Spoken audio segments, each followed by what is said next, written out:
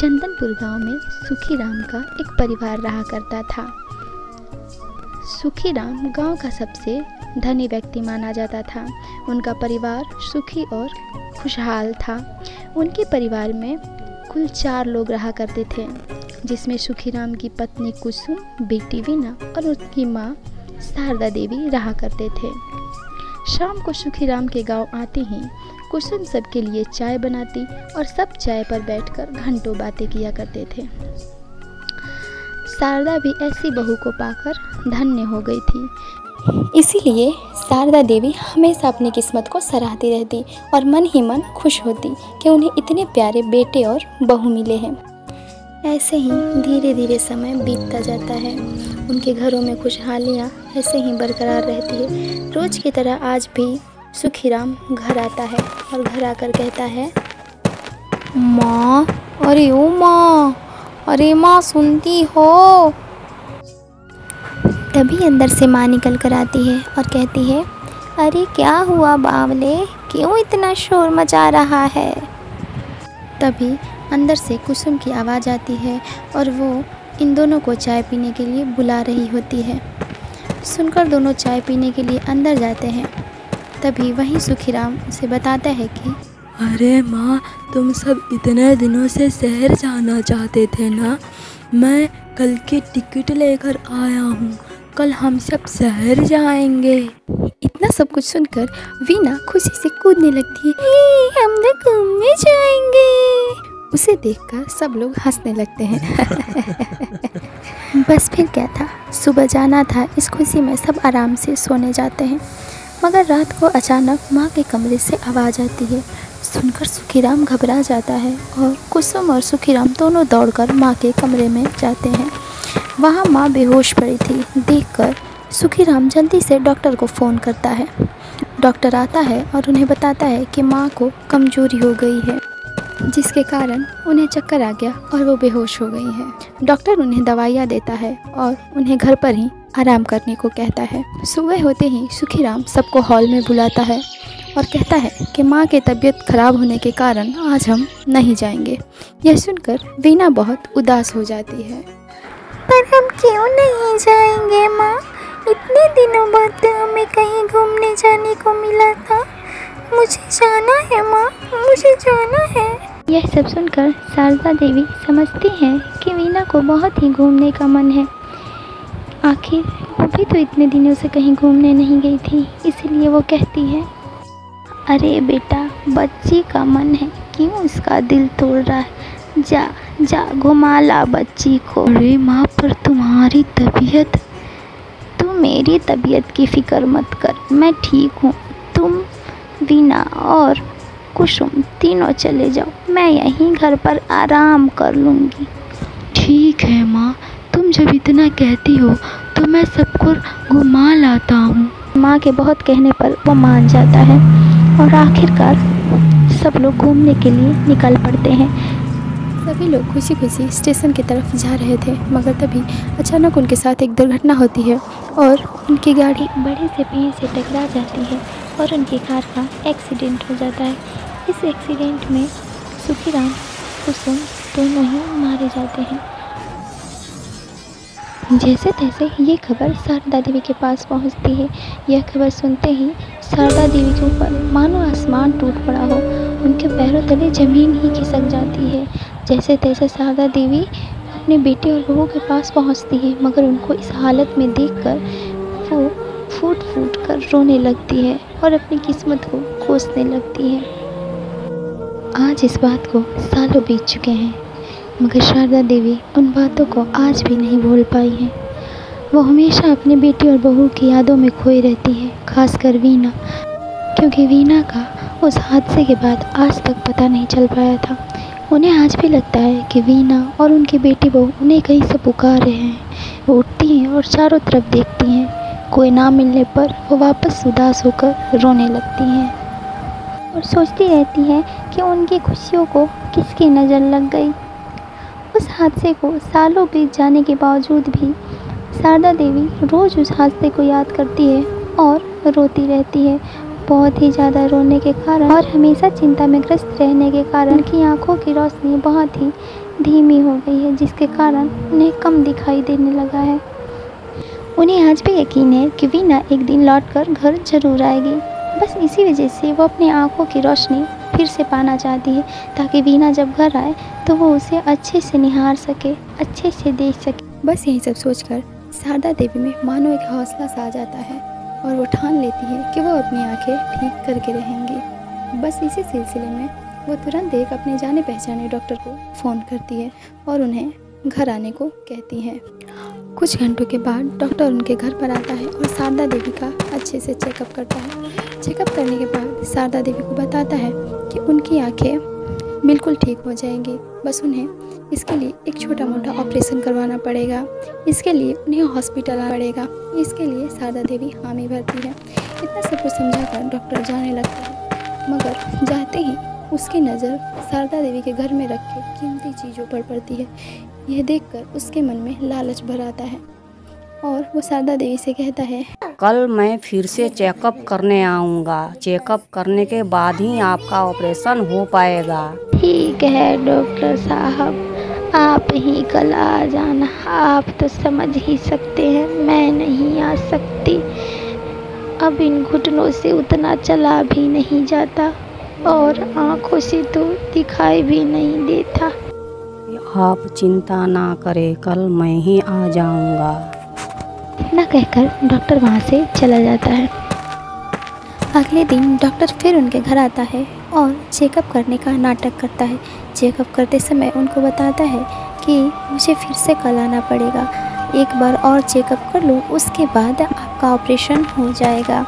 इतना कहकर डॉक्टर वहाँ से चला जाता है, मगर जाते जाते उनके घर का कुछ कीमती सामान लेकर चला जाता है। डॉक्टर के जाने के बाद शारदा देवी महसूस करती हैं कि उनके घर का कुछ कीमती सामान गायब है, मगर बेचारी शारदा देवी क्या ही कर सकती हैं। वो कुछ भी करने में असमर्थ थीं। जैसे तैसे वो शाम भी बीत जाती है। अगला दिन आता है। शाम होते ही डॉक्टर फिर से उनके घर आता है। उसे देखकर शारदा देवी समझ जाती है कि डॉक्टर कोई चेकअप करने नहीं आया, बल्कि आज भी वो उनके घर से कुछ कीमती सामान चुराने आया है। हालांकि शारदा देवी की आंखों से कुछ दिखाई भी नहीं दे रहा था, इसीलिए वो डॉक्टर से कुछ कह भी नहीं पाती। डॉक्टर उनकी आंखों का चेकअप किया और बोला, आपके आँखों का चेकअप बहुत ज़रूरी हो गया है, इसलिए मुझे लगातार कुछ दिनों तक आपके घर आना पड़ेगा। शारदा देवी उसके चाल को समझ जाती हैं और कहती हैं, अरे नहीं डॉक्टर साहब, रहने दो। अब इस उम्र में आंखें बनवा कर क्या ही करूँगी। जीवन के 2-4 दिन ही तो बचे हैं, इनको भी जैसे तैसे काट लूँगी। खामखा आप भी परेशान हो रहे हैं तो कल से मत आइएगा, मुझे कोई चेकअप नहीं करवाना है। सुनकर डॉक्टर को बहुत ही गुस्सा आता है और वो शारदा देवी को उनका चेकअप जारी रखने के लिए कहता है, मगर शारदा देवी नहीं मानती हैं। फिर डॉक्टर उदास होकर आखिरकार वहाँ से चला जाता है, मगर जाते जाते आज भी वो उनके घर से कुछ कीमती सामान लेकर चला जाता है। डॉक्टर के जाने के बाद फिर शारदा देवी महसूस करती हैं कि उनके घर का कुछ सामान गायब है। उनके घर के अब बहुत सारे सामान गायब हो चुके थे। यह सब देखकर शारदा देवी बहुत ही उदास होती है और रोने लगती है। शारदा देवी पहले से बहुत बदल गई है। वह एकदम शांत और उदास हो गई है। वह दिन भर उसी कुर्सी पर बैठी रहती है और पुराने यादों को सोचती रहती है। अब इस हादसे को भी 2 साल बीत चुके हैं। एक दिन अचानक शारदा देवी के दरवाजे का बेल बजता है। सुनकर शारदा देवी दरवाज़ा खोलती हैं। देखती हैं वहाँ एक सुंदर लड़की खड़ी होती है। तभी वो लड़की कहती है, अरे दादी माँ, मुझे पहचाना नहीं, मैं वीना हूँ।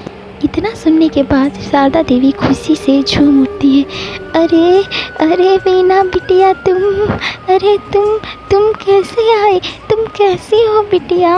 अचानक कैसे आई और इतने दिनों से कहाँ थी? अरे अरे वीना बिटिया। तभी वीना कहती है, अरे दादी माँ, सब्र करो, मैं ही हूँ तुम्हारी वीना, सब बताऊंगी दादी माँ। पहले अंदर तो चलो दादी माँ। फिर दोनों अंदर जाती हैं। फिर वीना पूछती है, तुम कैसी हो दादी माँ? ठीक हूँ बिटिया, मैं ठीक हूँ, तुझे देख लिया, और क्या चाहिए। बस ऐसे ही दोनों में बातें होने लगती है। मगर अचानक शारदा देवी को याद आता है कि क्या सच में ये वीना है, या फिर कोई वैसा ही चोर है जो वीना बनकर मेरे घर को लूटने आया है। पर मैं ये कैसे मान लूँ कि तुम वीना हो। आखिर इतने साल भी तो हो गए और इन आँखों में अब रोशनी कहाँ बची है कि मैं देख पाऊँ। अरे दादी माँ, कैसी बातें कर रही हैं? मैं आपकी वीना हूँ, क्या आप मुझे नहीं पहचान पा रही? ये आँखें ही तो धोखा दे रही है, कहाँ अब किसी को पहचानती है। दादी माँ, याद है आपको वो मनहूस दिन जब मैं, पापा और माँ शहर जाने के लिए निकले थे? आज भी वो मनहूस दिन मुझे याद आता है, मैं भूल नहीं पाती दादी माँ, जिसमें हमारा पूरा संसार उजड़ गया। मुझे वो सब याद है दादी माँ, क्या आप अब भी मुझे नहीं पहचानते? इतना सुनकर शारदा देवी भावुक हो जाती है। अरे मेरी बच्ची, तू कहाँ थी इतने दिनों से? तभी वीना उन्हें बताती है, दादी माँ, जब मैं, माँ और पिताजी जा रहे थे तब गलती से मेरे साइड के कार का दरवाज़ा खुला ही रह गया था, और जैसे ही एक्सीडेंट हुआ दरवाज़ा खुल गया और मैं झाड़ियों में जा गिरी और बेहोश हो गई। और एक राहगीर वहीं से गुजर रहे थे, उन्होंने मुझे देखा और अपने साथ घर ले आए। तब से मुझे कुछ भी याद नहीं था दादी माँ, मगर जैसे ही मुझे याद आया मैं आपसे मिलने चली आई दादी माँ। यह सब सुनकर शारदा देवी बहुत खुश होती हैं और सोचती हैं कि उनके बेटे बहू ना सही मगर उनकी वीना उनके पास आ गई। वीना को देखकर दादी खुशी से झूम उठी थी और लगा जैसे शारदा देवी वीना को देखकर फिर से जी उठी हो। तभी दादी बातों ही बातों में वीना को उस डॉक्टर की सारी बातें बताती हैं। सुनकर वीना बहुत उदास होती है और कहती है, दादी माँ, आप चिंता ना करें, मैं आ गई हूँ ना, मैं आपकी आंखों का इलाज करवाऊंगी, देखना आपकी आंखों की रोशनी वापस आ जाएगी दादी माँ। फिर ऐसे ही दोनों में चाय के साथ बहुत सारी बातें होने लगती है। वीना और शारदा देवी सालों बाद एक दूसरे को पाकर आराम से चैन की नींद सोए थे। आखिरकार सुकून भरी रात कटने के बाद सुबह होती है और वीना दादी से कहती है, दादी माँ, थोड़ी देर के बाद हम लोग डॉक्टर के पास जाएंगे और आपकी आंखों का चेकअप करवाएंगे। तभी शारदा देवी कहती हैं, अरे बिटिया, अब इन आँखों की क्या ही ज़रूरत थी, मगर मैं इन्हें पाना चाहती हूँ क्योंकि मैं तुझे जी भर के देखना चाहती हूँ मेरी बच्ची, मैं तुझे जी भर के देखना चाहती हूँ। हाँ दादी माँ, अब हम हमेशा यहाँ रहेंगे और हमेशा साथ रहेंगे। मगर दादी माँ, इतने पैसे हमारे पास कहाँ से आएंगे? आखिर कीमती सामान भी चोरी हो चुके हैं और मेरे पास तो इतने पैसे भी नहीं हैं। अरे बेटा, पैसों की चिंता तू मत कर, आ इधर आ, मैं तुझे कुछ दिखाती हूँ। तभी दादी माँ वीना को आंगन में लेकर जाती है और वहाँ खोदने लगती है।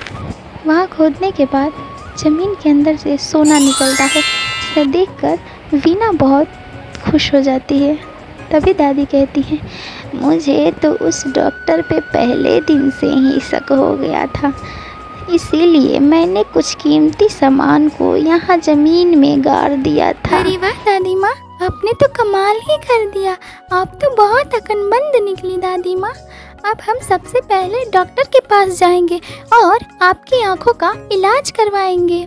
आखिरकार वो लोग डॉक्टर के पास जाते हैं और कुछ ही घंटों में शारदा देवी की आंखों का ऑपरेशन सफल होता है। अब तो दादी माँ और वीना खुशी से चहक उठे थे और खुशी खुशी घर वापस आते हैं। अब उनके जीवन में खुशहाली आ चुकी थी और वे दोनों एक साथ खुशी खुशी रहने लगती हैं। अगर आप लोगों को मेरी कहानी पसंद आई तो जल्दी से इसे लाइक कर दो और ऐसे ही मज़ेदार कहानियाँ देखने के लिए हमारे चैनल को सब्सक्राइब कर दो और नोटिफिकेशन का बटन ज़रूर दबाएं ताकि हमारे आने वाली वीडियो का नोटिफिकेशन आपको मिलता रहे। Thank you.